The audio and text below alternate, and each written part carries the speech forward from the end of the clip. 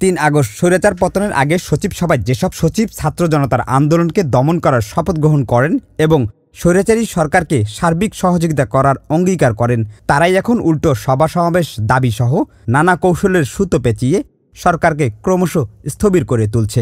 প্রশাসন ক্যাডারের কর্মকর্তারা নিয়ম ভেঙে রোববার সচিবালয়ে শোডাউন করেন। বৃহস্পতিবার মানববন্ধন এবং ৪ জানুয়ারি ঢাকায় সমাবেশের ঘোষণা দিয়েছেন তারা। বুধবার গভীর রাতে সচিবালয়ে ভয়াবহ অগ্নিকাণ্ডের আগে জনপ্রশাসন সংস্কার কমিশনের প্রধান আব্দুল মুঈদ চৌধুরীকে ৪৮ ঘণ্টার মধ্যে অপসারণের আলটিমেটাম দিয়েছে প্রশাসন ক্যাডারের কর্মকর্তারা।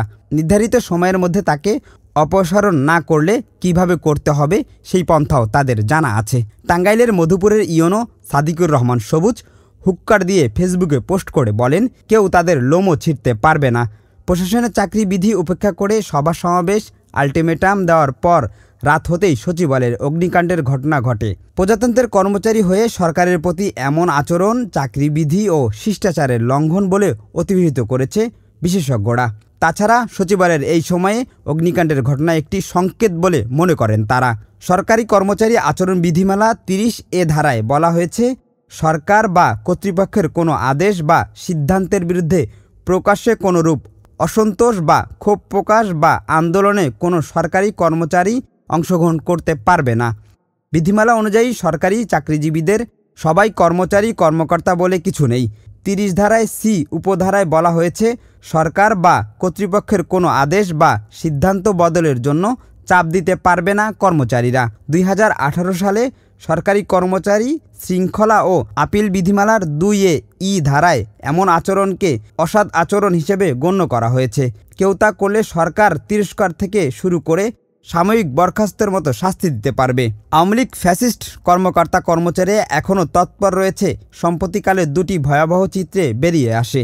ছাত্র জনতার আন্দোলন চলাকালে গত ১৬ জুলাই নিউ মার্কেট এলাকায় দুটি হত্যা মামলায় আনিসুল হক, সালমান এফ রহমান, জিয়াউল আহসান সহ বেশ কয়েকজন কর্মকর্তা গ্রেপ্তার করা হয়। প্রথম আলোর ছাপা সংরক্ষণ বলা হয়, এই হত্যা মামলায় তদন্ত কর্মকর্তা ঢাকা মহানগর পুলিশের ডিএমপি গোয়েন্দা বিভাগের ডিবি রমনা পরিদর্শক জাহাঙ্গীর আরিফ যথাযথ প্রক্রিয়া অনুসরণ না করেই আদালতে চূড়ান্ত প্রতিবেদনে আনিসুল, সালমান ও জিয়াউলকে মামলা থেকে অব্যাহতি দেওয়ার আবেদন জানান। এরপর আদালতে ওঠার আগেই বিষয়টি ধরা পড়ায় আবার তদন্ত করা হচ্ছে। আরেকটি ঘটনায় দেখা যায়, জাতীয় শিক্ষাক্রম ও পাঠ্যপুস্তক বোর্ডের পাঠ্যবই ছাপানোর কাজ এখনও আওয়ামী লীগের দোসরদের দখলে।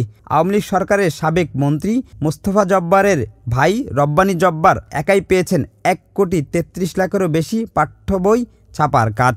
আমলাদের এসব ষড়যন্ত্রের গভীরতা বা পরিধি সম্পর্কে পরিষ্কার ধারণা কারোরই নেই, কারণ এখনও গণমাধ্যম ও ফ্যাসিস্ট মুক্ত নয়। ফ্যাসিবাদের দোসর আমলাদের সংখ্যা কেমন এ বিষয়ে একটি জাতীয় দৈনিকের খবরে বলা হয়, সংখ্যাটি বিশাল, প্রায় ৭ লাখ, যার পুরোটাই হাসিনার নেতৃত্বাধীন আওয়ামী লীগ সরকারের টানা ১৫.৫ বছর শাসনামলে নিয়োগ পাওয়া।